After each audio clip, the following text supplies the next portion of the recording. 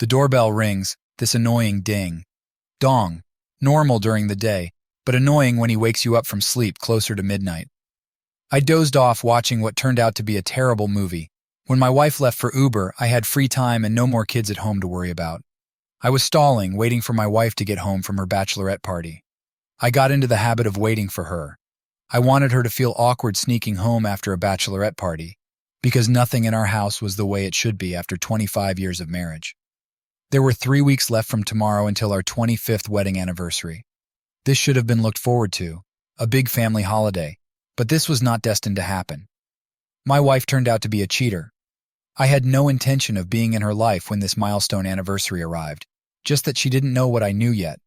We got married young, had kids quickly, and were now empty nesters with no kids at home to worry about if we broke up. The fact is that I had no intention of divorcing her. I was going to kill her. 9 months ago, I found out that not only was she cheating with her longtime boss, but she had probably been cheating on me for several years. Her boss happens to be my brother Jake, my big handsome brother, who was the favorite son in the family, a guy 2 years older than me, the life and soul of any party, and in whose shadow I lived my whole life. I discovered their betrayal many months ago when she accidentally cheated on me. I was so shocked. What really infuriated me, even beyond the obvious betrayal, was the way they talked about him providing what I couldn't.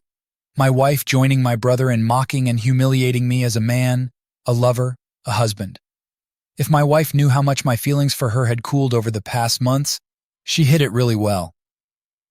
Of course, there were times when she asked if I was okay. We spent quiet evenings without talking, without touching, without the tender gestures common between husband and wife. I always brushed it off as nothing, hoping that it would at least bother her. Apparently, she wasn't bothered by the fact that our sex life had seriously diminished. She probably didn't notice because their messages indicated that her needs were met 3-4 times a week, and whenever possible at work, and every Friday at the bachelorette party. Judging by the messages, it must have been a big relief for her, the bitch, not to have to pretend she liked sex with me.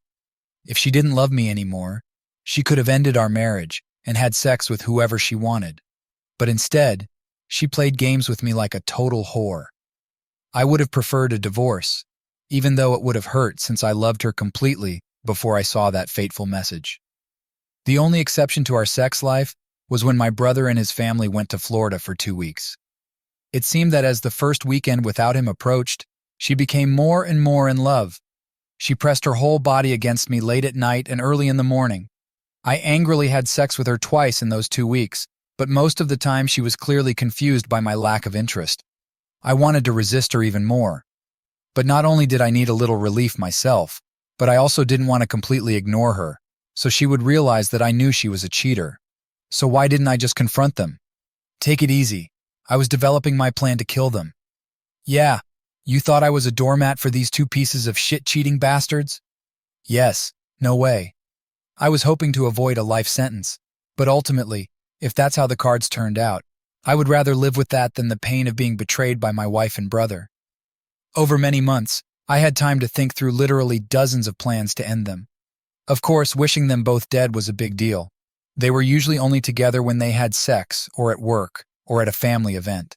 How to kill them without it being too obvious that I did it. I thought about paying for a share on a family outing, but that would mean putting innocent lives, not least my own, at risk at a family gathering. I was wondering if there was a possible way to use carbon monoxide poisoning as a silent killer. Yes, there have been cases in hotels, but the place they used for their dates was state-of-the-art, using solar energy for most of its heating and electricity needs, so it's not realistic. I thought about so many scenarios and saw problems in each of them, and it began to feel like it was becoming increasingly difficult to be normal around any of them, especially when we were all together as a big family. They were just doing the right thing by trying not to be too obvious, suggesting that their audience knew nothing about their romance.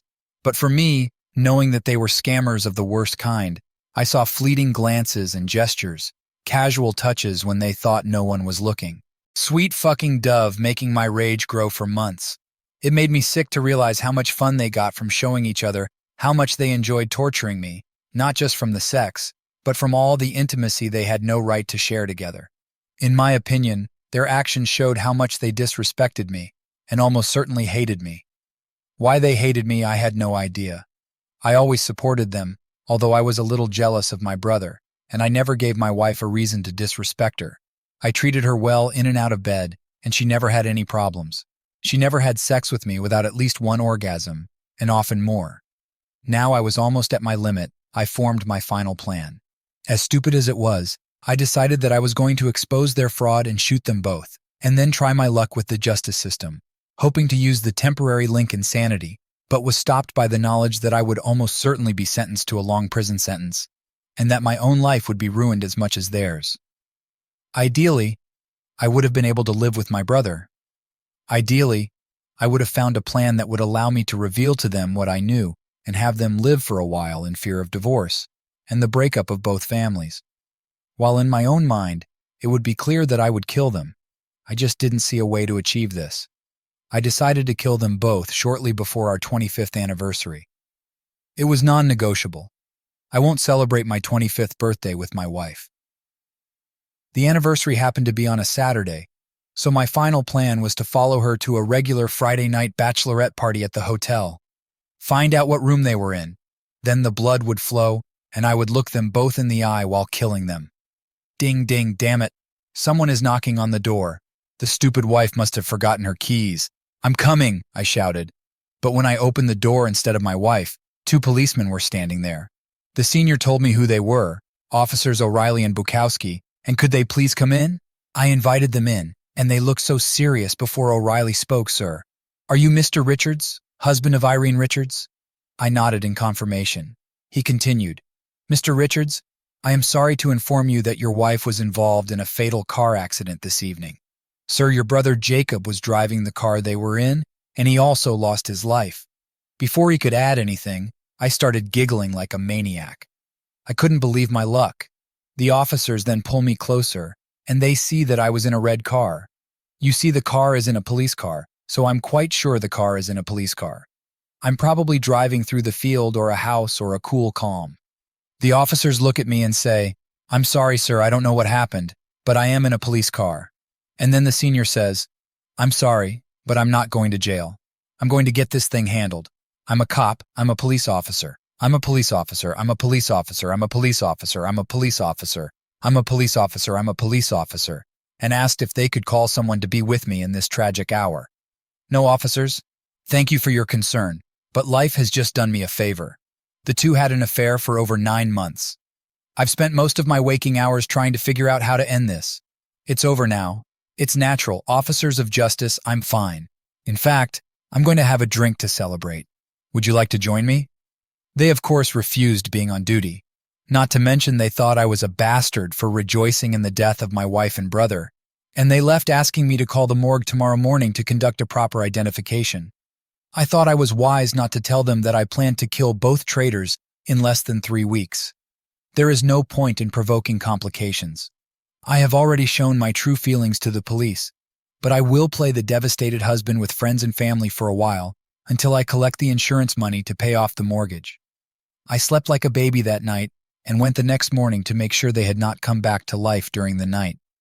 When I got to the morgue, I examined both bodies. My sister-in-law, my brother's wife, could not come to terms with this and asked me to identify both Jake and Irene. The orderly warned me, damn, what a mess. And yes, from the looks of both of them. It probably happened quickly, but oh, how I hoped that they had time to understand what was coming, and that it was very painful, no matter how fast. It turns out that the driver of the 18-wheeler had driven too many miles an hour that day, fell asleep at the wheel and ran a red light, running over them, causing their car to break into 2 separate pieces, leaving the passengers with no chance. How damn sad. Fortunately, no resurrections occurred during the night. Both corpses remained stone dead, ready for hellfire. Well, in her case, it will be a good guess. I will be able to find her cremation. If anyone wants her ashes, please do so. Otherwise, I will throw them in the nearest trash container. My problems that I have been struggling with for 9 months are resolved. I don't need to ruin my future. But in some ways, I would have loved to have met them face to face before I killed them. But it was still a big deal that I got rid of the bitch without any consequences for my future. You need to love karma. Life goes on, but not for this pair of scammers.